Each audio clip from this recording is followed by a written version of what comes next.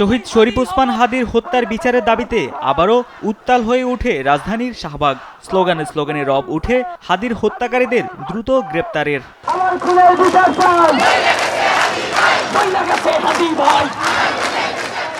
শুক্রবার জুমার নামাজ শেষে ঢাকা বিশ্ববিদ্যালয়ের কেন্দ্রীয় মসজিদ থেকে মিছিল নিয়ে শাহবাগে অবস্থান নেন বিক্ষোভকারীরা।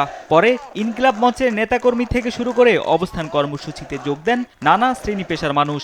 একটা দেশের সরকার হয়ে যদি একজন আসামিকে না ধরতে পারে, এই সরকার থেকে বাকি না থেকেও বাকি। ভারত থেকে যে জয়শঙ্কর সাহেব এসেছেন, ওনার কাছে আমাদের এই বার্তাটুকু যেন পৌঁছে যায়, অ্যাটলিস্ট হাদি হত্যাকারী যেন তারা ফেরত পাঠায়। আমরা এক একটা হাদি হয়ে, এক একটা কালচারাল সেন্টার হয়ে আমরা এগুলোকে আধিপত্যবাদকে ধ্বংস করে দেব। হাদি হত্যার বিচার না হওয়া পর্যন্ত রাজপথে থাকার অঙ্গীকার জানান অংশগ্রহণকারীরা। বিচার না নিয়ে ঘরে ফিরবো না, যতদিন বিচার না হবে ততদিন আমাদের এই রাজপথেই থাকবো। আকিজ নিয়ে এলো বিশ্বমানের বেবি ডায়াপার মাম্মাম, কটন সফট ম্যাটেরিয়াল, বাবুকে দেবে র্যাশ ফ্রি সুপার কমফর্ট। হাদি ভাইয়ের হত্যার বিচার যদি আমরা না করতে পারি, মানে আদায় না করে নিতে পারি এই সরকারের কাছ থেকে, তাহলে আমার মনে হয় হাদি ভাইয়ের সাথে আসলে এটা আমাদের এক প্রকার গাদ্দারি হবে। আর পরে শনিবার থেকে নতুন কর্মসূচির ঘোষণা দেন ইনকিলাব মঞ্চের সদস্য সচিব আব্দুল্লাহ আল জাবের।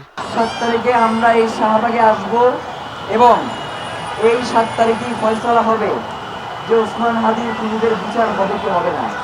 আমরা এই ফয়সালা রাজপথ থেকে করে এরপরে আমরা বাসায় যাব। আগামীকাল আমাদের কর্মসূচি থাকবে, এর পরের দিনও কর্মসূচি থাকবে, কর্মসূচি লাগাতার থাকবে। জানান নির্বাচনের আগেই সরকারকে বিচার কার্যক্রমের চূড়ান্ত ঘোষণা দিতে হবে।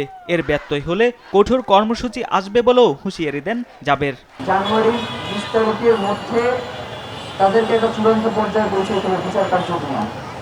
মানে এর বাইরে আমরা তাদেরকে কোনো সুযোগ দিব না। বাংলাদেশের পতাকা। তারেক মাহমুদ সুজন, দেশ টিভি, ঢাকা।